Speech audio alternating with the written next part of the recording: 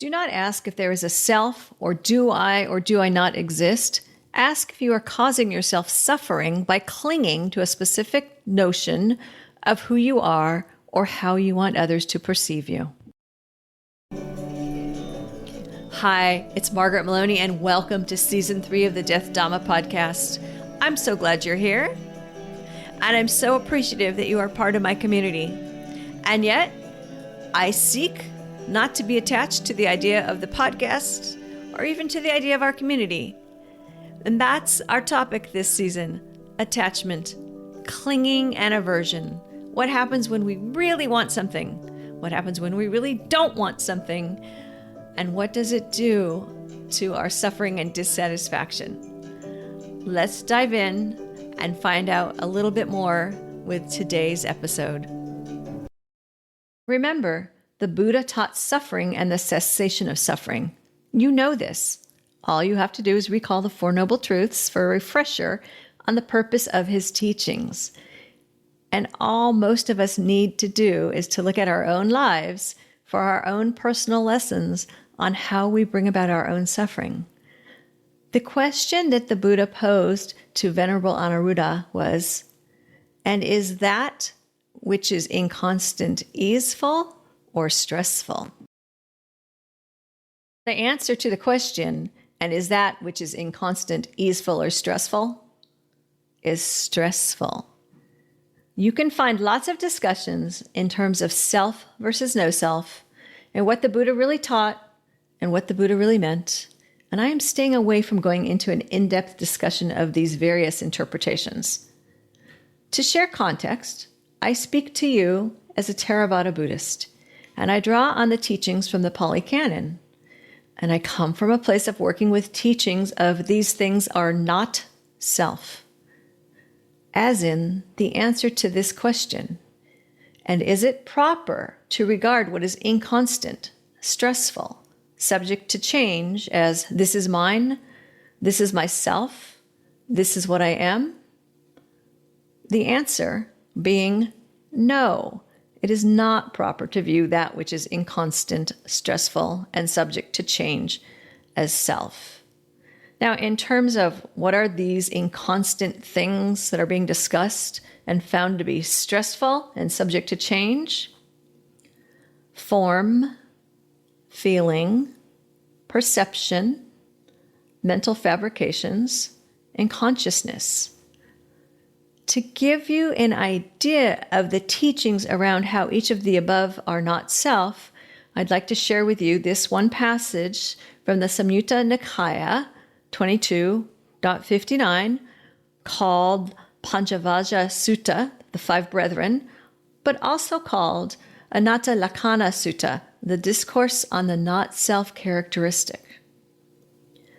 Form, monks, is not self.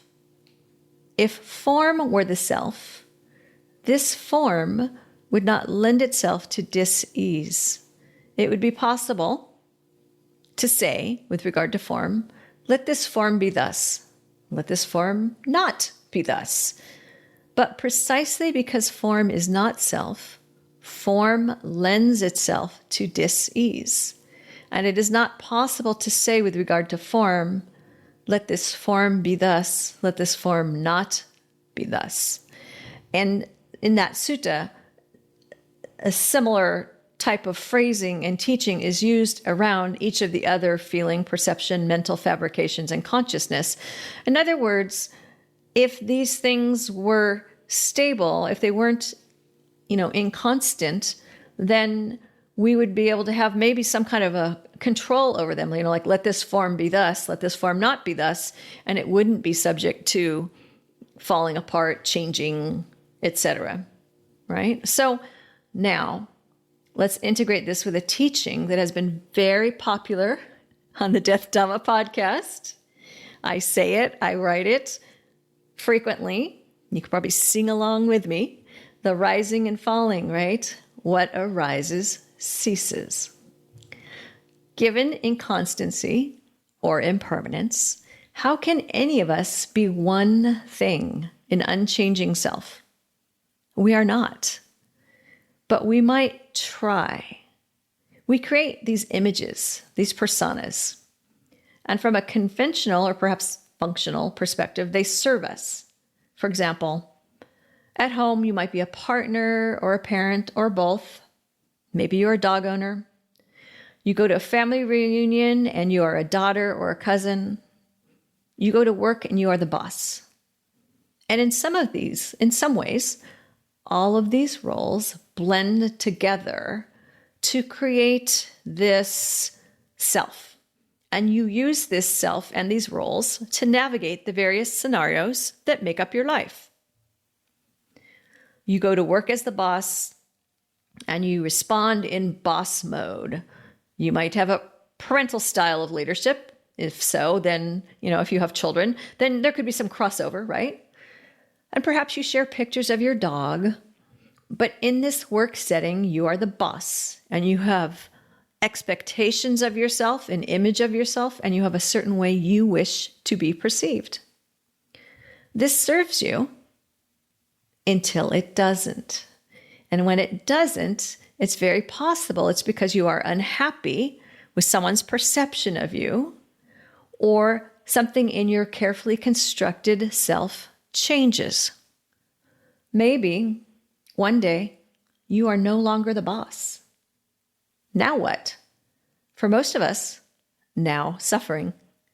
We must adjust how we act or communicate with our coworkers, maybe even look for a new job.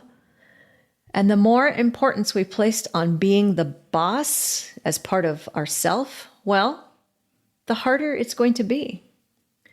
It's not bad to have been in charge. It's not wrong to play a certain role. It's just really difficult when we assume that role to be unchanging, when it becomes embedded into our psyche. For some of us, there are cultural challenges too. For example, it's not uncommon when people are being introduced to ask, "What do you do for a living?" or something similar. An attachment to work and our roles at work. That's something that very much exists in the culture that I'm in. In other cultures, the questions might be around who your family is and where they are from, because there are entire rules of social interaction built around trying to figure out someone's social status so that you know how to treat them. It can be rather exhausting. And we're not going to solve these cultural challenges today during this podcast. That's not why we're here. Remember, the question is not, is there a self, or do I not exist? The question is, are you causing yourself suffering by clinging to a specific notion of who you are or how you want others to perceive you? That's the question. And if the answer is no, I'm not causing myself suffering by clinging to a notion of who I am or how I want others to perceive me, that is great. If the answer is yes, then you're like most of us, I suspect. And also, ask yourself more questions. Questions like, how do I describe myself to others? And if I were forced to remove part of that description, which part would be the hardest for me to let go of? Let's stick with the example of being the boss. Perhaps you describe yourself as a hardworking corporate executive who loves being a parent to 2 challenging toddlers with a loving and understanding partner and a rambunctious dog. How difficult would it be for you to remove the part about being a corporate executive? And if you had to get rid of that part about being a parent, could you do it? What about that loving and understanding partner?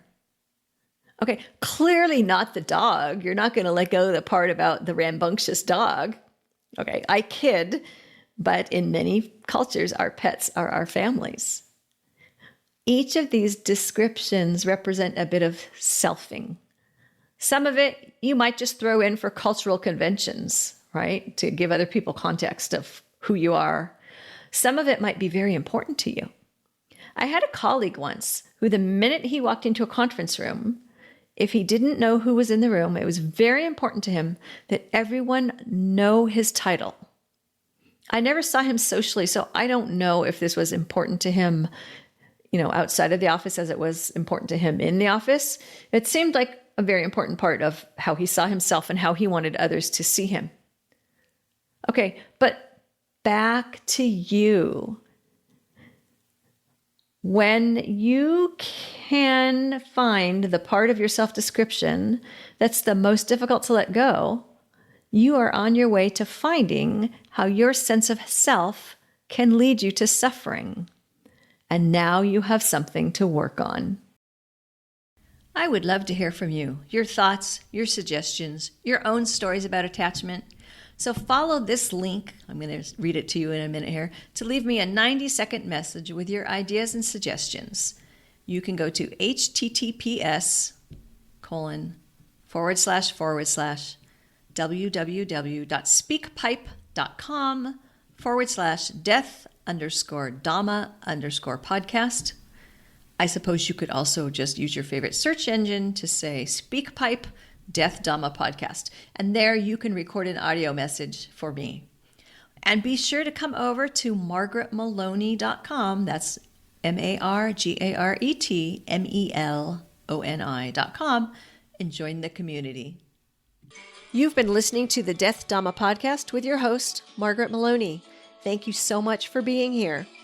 Come find me on margaretmaloney.com, MargaretMeloni.com. And until we meet again, may you be well, may you be happy, may you be at ease, and may you be free from suffering. Bye for now.